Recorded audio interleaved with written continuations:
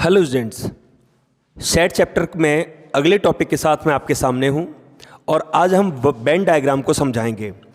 और आज की इस क्लास के बाद ही नेक्स्ट क्लास से हम अब प्रैक्टिकल प्रॉब्लम्स की तरफ मूव करेंगे, जिनके लिए अब तक एक पूरी तैयारी चल रही थी। ठीक है, तो स्टूडेंट्स, वेन डायग्राम को समझाने से पहले एक सिंबल के बारे में और आपको बताना है, जिसका यूज भी आपको सीखना होगा। ए डेल्टा बी, आप इस तरीके का सिंबल कुछ जगह देखा होगा आपने, अगर बुक है आपके पास अवेलेबल, एक्सरसाइज कर रहे हैं प्रॉपर, तो इसको डेल्टा रीड करते हैं। ठीक है, इस सिंबल को डेल्टा सिंबल रीड करते हैं, ट्रायंगल जैसा सिंबल होता है। इस डेल्टा का मतलब क्या है? इस डेल्टा का मतलब है A minus B union B minus A.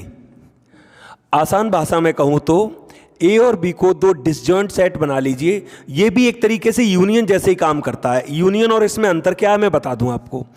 A union B और ए डेल्टा बी दोनों में अंतर क्या है?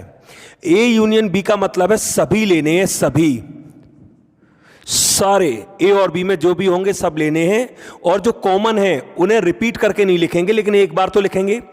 इसमें क्या है? इसमें यह है कि सभी लेने हैं, लेकिन जो कॉमन होगा वो नहीं लेना। समझिए इस चीज को। ए डेल्टा बी का मतलब है the element in set A and B exactly one, मतलब exactly one A, exactly in A and exactly in B. Means मुझे सेट ए में एग्जैक्टली एलिमेंट और सेट बी के एग्जैक्टली एलिमेंट चाहिए, जो वास्तव में केवल सेट ए को रिप्रेजेंट करते हैं। आसान भाषा में कहूं तो ओनली ए और ओनली बी का यूनियन है ये। ओनली ए और ओनली बी क्यों?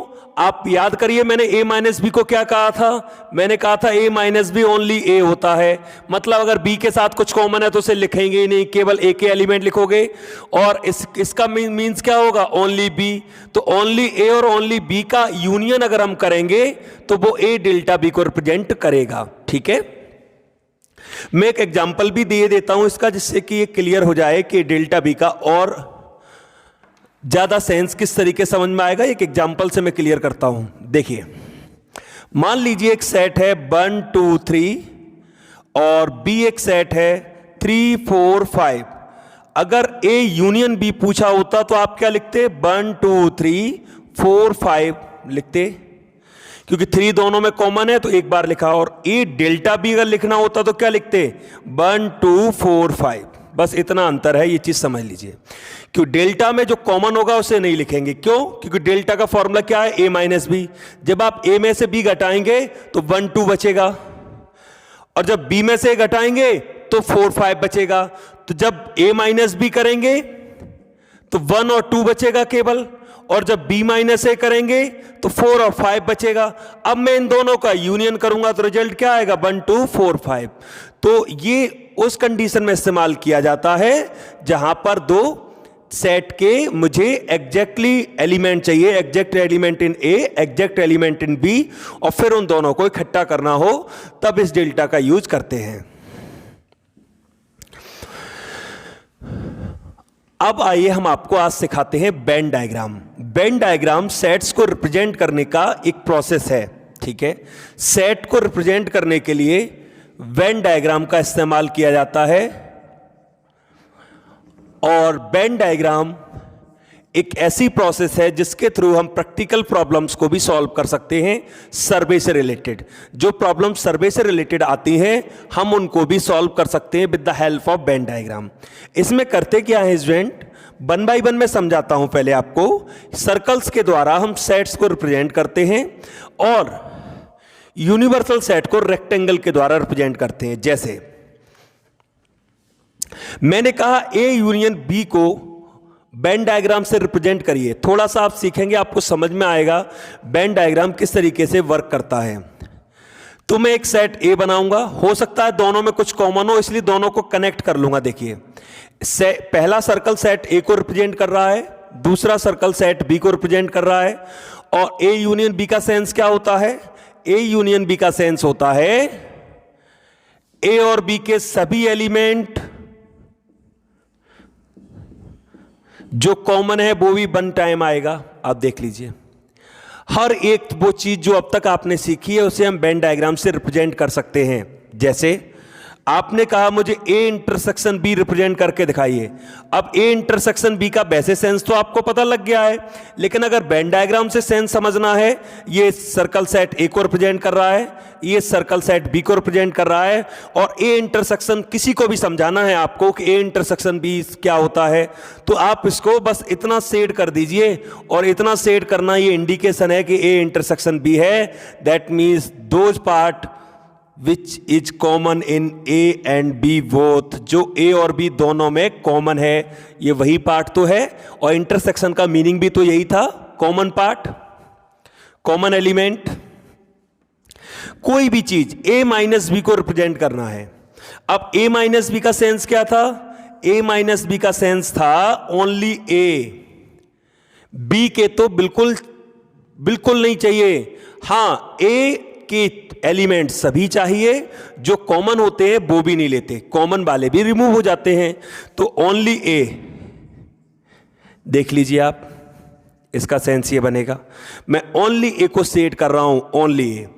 अगर बी माइनस ए होता तो बी माइनस ए कैसे सेड होता? बी माइनस ए इस तरीके से सेड हो जाता। सर्कल इंडिकेटर है, आप ये मत समझिए सर्कल छोटे बड़े, जस्ट इंडिकेटर है, कोई ऐसी बात नहीं है कि वहां पर बहुत बड़ा ड्राइंग का रोल है या रेडियस का रोल है, डजंट मैटर, जस्ट इंडिकेटर। ए और बी, अब ओनली बी, तो देखिए मैंने बी वाला पार्ट सेट किया है। अभी वाली बात करते हैं, आपने ए डेल्टा बी लिया था। ए डेल्टा बी क्या था? ए और बी के सभी एलिमेंट, कॉमन वाले नहीं लेंगे, कॉमन के अलावा सारे।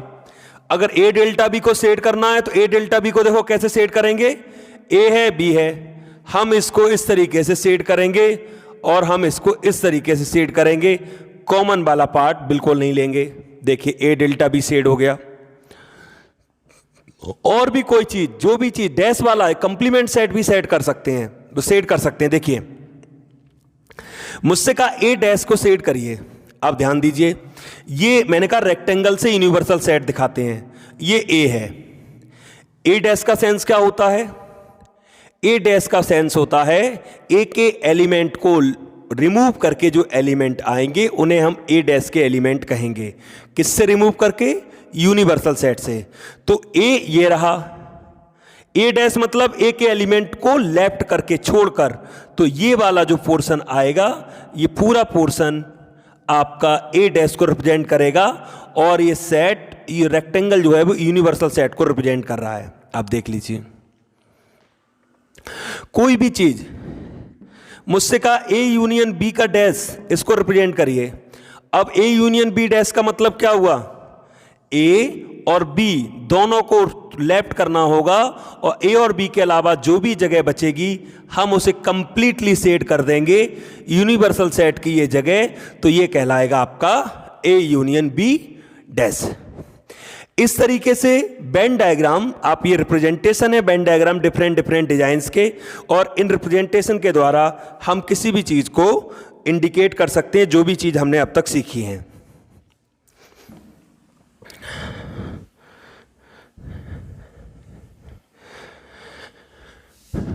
बात करता हूं कुछ और चीजों की, उसके बाद फिर वेन डायग्राम का और यूज बताता हूं आपको कि कैसे वेन डायग्राम हमारे क्वेश्चंस को सॉल्व करने में हेल्प करता है। मान लीजिए ए सबसेट बी लिखा है। ए सबसेट बी का मतलब क्या है? ए के सभी एलिमेंट बी में हैं, तो आप क्या करेंगे? बी बनाएंगे और बी के अंदर ए बनाएंगे, ये ए सबसेट बी को इंडिकेट करेगा। ए के सभी एलिमेंट बी में हैं, देख सकते हैं आप।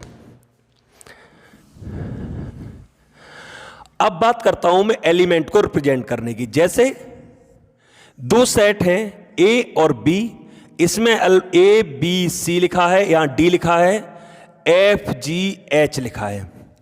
ये कुछ एलिमेंट हैं जो मैंने ए और बी दो सेट में लिखे हैं। अगर इस वेन डायग्राम को देखकर सेट ए और सेट बी क्रिएट करने हो, आप क्या लिखेंगे? ए में लिखेंगे ए बी सी डी, और बी में क्या लिखेंगे? D F G H. आप समझिए, डी कहां लिखा है? डी ऐसी जगह लिखा है जो कि कॉमन एरिया है ए और बी का। ए और बी का जब कॉमन एरिया है तो डी दोनों में लिखा जाएगा। इन बातों का ध्यान रखना होगा, ठीक है, जब भी हम सेट को रिप्रेजेंट करते हैं। नंबर ऑफ एलिमेंट से भी रिलेट कराते हैं। जैसे मान लीजिए एक सर्वे हुआ, टी को पसंद करने वाले लोग 10 थे, जिन्होंने टी को पसंद किया, टी को चूज किया, ठीक है। कॉफी को पसंद करने वाले लोग मान लीजिए 15 थे, और टी और कॉफी दोनों को पसंद करने वाले लोग 5 थे। इस चीज को नोटिस करिए। एन, ये एन जो बाहर लगा है ये नंबर को इंडिकेट कर रहा है। Number of person who like T, number of person who like coffee, number of person who like both T and coffee, ठीक है। जो दोनों को पसंद करते हैं वो 5 हैं। अब इनको कैसे रिप्रेजेंट करते हैं सीखिए। एक सर्कल बनाएंगे टी के लिए, एक सर्कल होगा कॉफी का। ये टी का, ये मान लीजिए कॉफी, ठीक है। जब भी हम इसमें एलिमेंट फिल करेंगे तो हमेशा पहले जो कॉमन एलिमेंट है वो पहले फिल होगा। कॉमन एलिमेंट फिल कैसे होगा? यहां पर 5 आएगा। 5 पर्सन ऐसे हैं जो टी और कॉफी दोनों को पसंद करते हैं, तो 5 बीच में लिख लीजिए। अब देखिए टी वाले कितने थे? 10, तो यहां 10 नहीं फिल होगा। अगर 10 फिल हो जाएगा तो फिर गलती हो जाएगी, क्योंकि जब टी के लिखोगे यानी कि ए के लिखोगे तो सारे लिखोगे। तो यहां अगर आपने 10 लिख दिया तो इसका मतलब टी में तो 15 हो गए ना, तो यहां पर माइनस करके लिखा जाता है। यानी टी के कॉलम में देखिए पहले से 5 आ चुके हैं। टी पीने वाले कितने हैं? 5, तो यहां 5 लिखा जाएगा। कॉफी को पसंद करने वाले कितने थे? 15, 15 में से 5 ऑलरेडी आ चुका है, तो यहां कितने लिखे जाएंगे? 10। अब आप हर बात का जवाब दे पाओगे। टोटल कितने लोगों पर सर्वे हुआ? तो टोटल 20 लोगों पर सर्वे हुआ। आप देख सकते हैं टोटल सर्वे में पार्ट करने वाले 20 लोग थे। अब एक एक बात का जवाब सुनना। ओनली टी, केवल टी को पसंद करने वाले कितने थे? 5। देखिए ओनली टी में ये आएगा, बस ओनली टी, और केवल टी शब्द लिखूंगा तो 10 आएगा। ओनली टी और टी में अंतर है, इस चीज को समझने की कोशिश करिए। ओनली टी और टी में अंतर है। ओनली टी दैट मीन्स मुझे कॉफी या और कोई ड्रिंक पसंद नहीं है, मैं केवल टी पसंद करूंगा, तो 5। सिर्फ मैंने टी बोला, इसका मतलब मैं कॉफी भी इंक्लूड कर सकता हूं या कॉफी भी ले सकता हूं, तो फिर उसमें सभी आते हैं। तो इस तरीके से वेन डायग्राम के थ्रू हम ऐसी प्रॉब्लम को भी सॉल्व कर सकते हैं।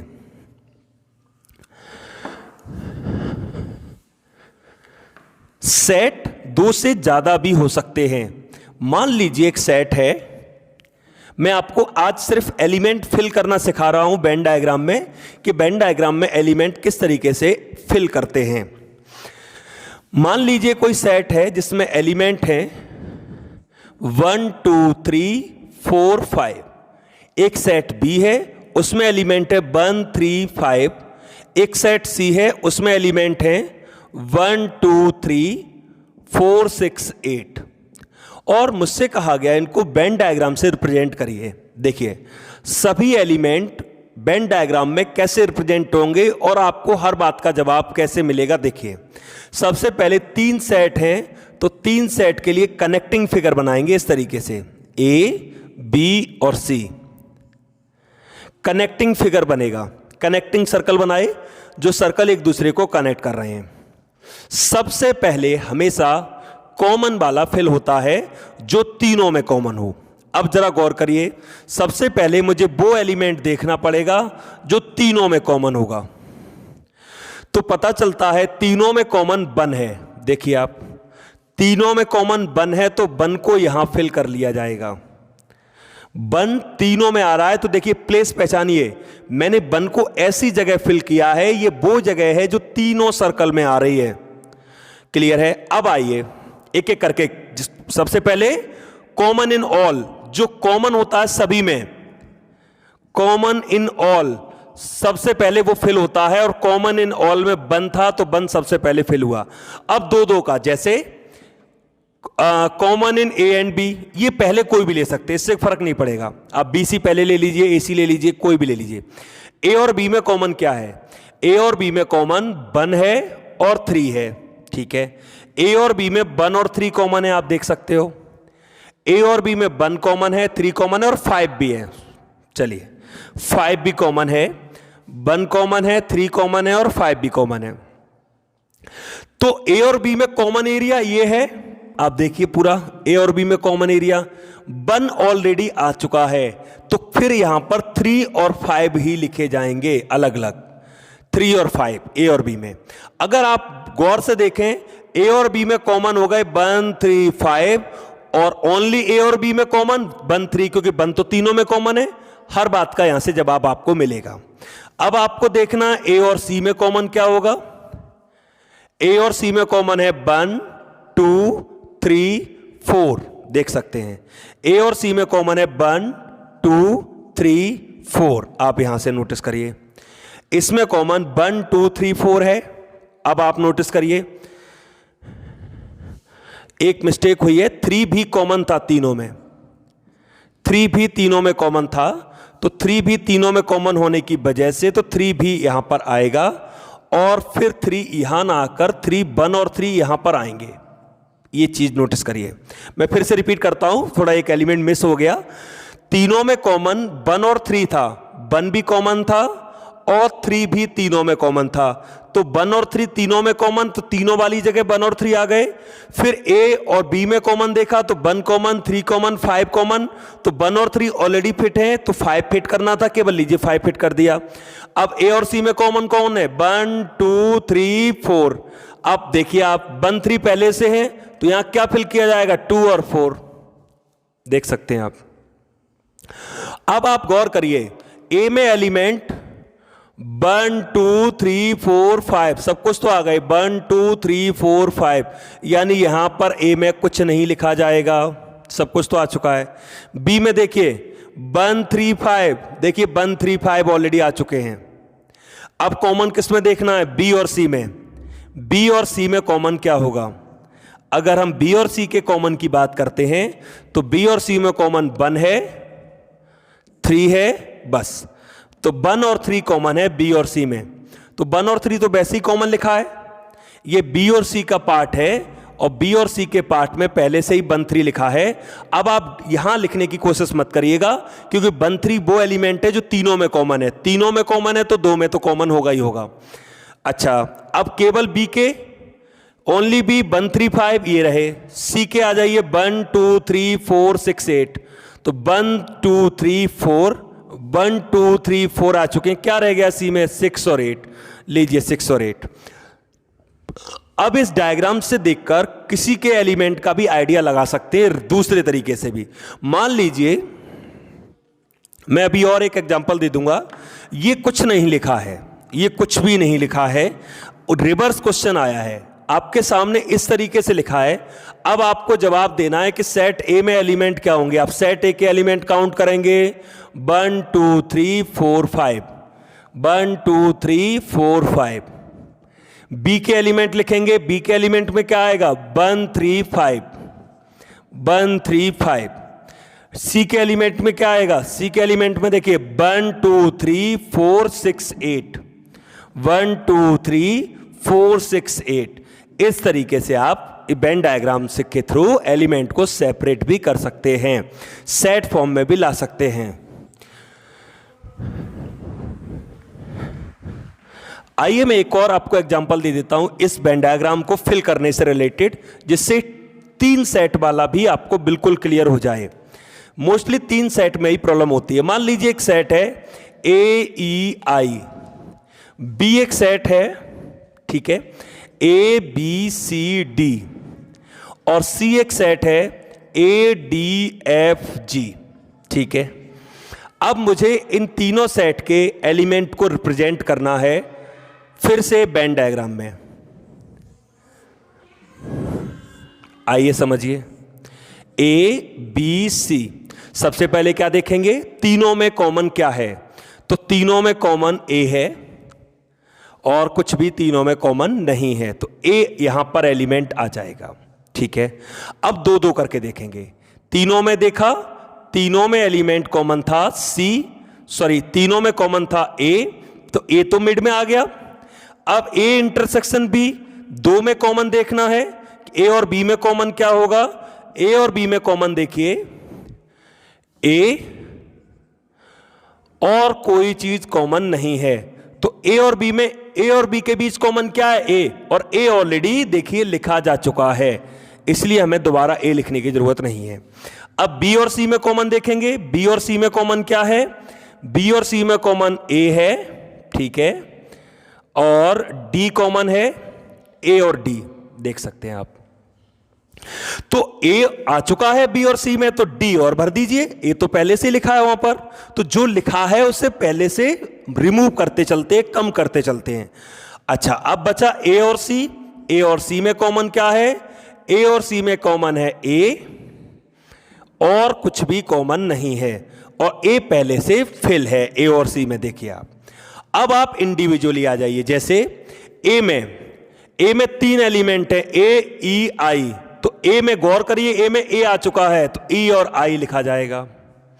बी में एलिमेंट है ए बी सी डी, तो ए और डी आ चुका है तो क्या लिखा जाएगा? बी और सी लिखा जाएगा। देख सकते हैं आप। अब बी के भी कंप्लीट हो गए, A B C D, B के भी पूरे हो गए। अब सी में एलिमेंट है ए डी, ए और डी आ चुके हैं, एफ जी नहीं आया तो एफ जी और लिख दीजिए। लीजिए, अब ए बी सी तीनों सेट के एलिमेंट पूरे हो गए, और इन सारी बातों का ध्यान रखते हुए हमने वेन डायग्राम में एलिमेंट को फिल कर दिया। तो एलिमेंट को देखकर वेन डायग्राम फिल किया जा सकता है, और वेन डायग्राम को देखकर सेट क्रिएट किए जा सकते हैं। इसके अलावा क्वेश्चन इस तरीके से भी सामने आ सकता है। मैं जैसे क्वेश्चन ले रहा हूं, मान लीजिए 100 लोगों पर सर्वे किया, किसी भी चीज को लेकर, न्यूज़पेपर को लेकर सर्वे किया कि वो कौन सा न्यूज़पेपर रीड करते हैं। ठीक है, मैं कोई भी न्यूज़पेपर मान लेता हूं ABCD।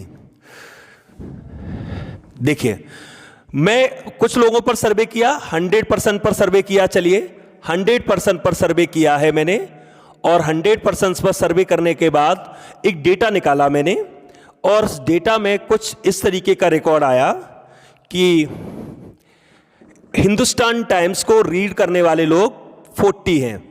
40% ऐसे हैं जो हिंदुस्तान टाइम को रीड करते हैं। ठीक है, चलिए, टाइम्स ऑफ इंडिया को रीड करने वाले लोग 30 या 50 कर लीजिए। टाइम्स ऑफ इंडिया को रीड करने वाले लोग 50, और एक और कोई न्यूज़पेपर ले लीजिए। ठीक है, मैंने एक और न्यूज़पेपर ले लिया। चलिए, अमर उजाला को रीड करने वाले लोग आपके 30।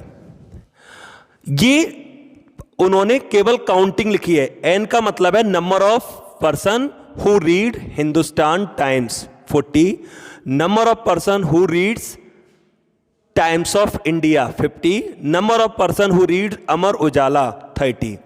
अब ऐसे लोग जो हिंदुस्तान टाइम्स और टाइम्स ऑफ इंडिया को रीड करते हैं दोनों, वो 15 है। देखते चलिए, ऐसे लोग जो टाइम्स ऑफ इंडिया और अमर उजाला को रीड करते हैं वो लोग 10 हैं। ऐसे लोग जो हिंदुस्तान टाइम्स और अमर उजाला को रीड करते हैं दोनों को, ऐसे लोग भी 10 हैं।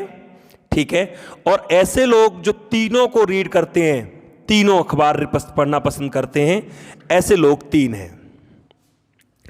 अब मुझे कई तरीके के क्वेश्चन यहां पर सामने आएंगे। ठीक है, जैसे क्वेश्चन हमारे सामने आएगा, पर्सनली एग्जैक्टली ऐसे लोग बताइए जो केवल एक न्यूज़पेपर पढ़ना पसंद करते हैं।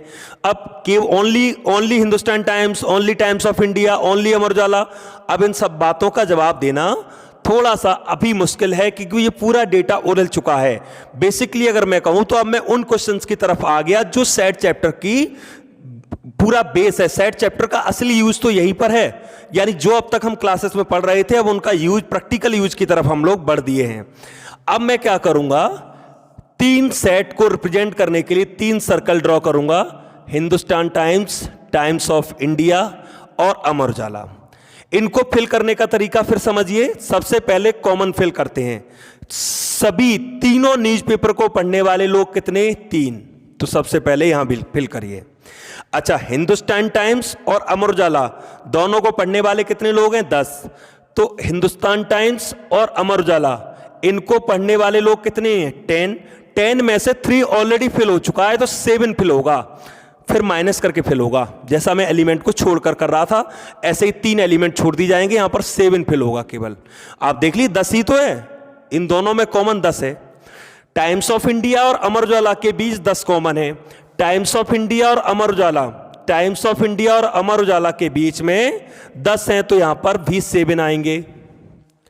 ठीक है, आगे बढ़ते हैं। हिंदुस्तान टाइम्स और टाइम्स ऑफ इंडिया के बीच में 15 कॉमन है, तो यहां पर 12 आएंगे, क्योंकि 3 ऑलरेडी एग्जिस्ट कर रहे हैं। अब आप देख सकते हैं यहीं से बहुत कुछ क्लियर हो रहा है। तीनों को पसंद करने वाले 3, हिंदुस्तान टाइम्स और Amar Ujala 10, times of India Amar Ujala 10, Hindustan times of India 15, और अलग अलग देखना है तो 12 7 वो तीनों में कॉमन नहीं होंगे।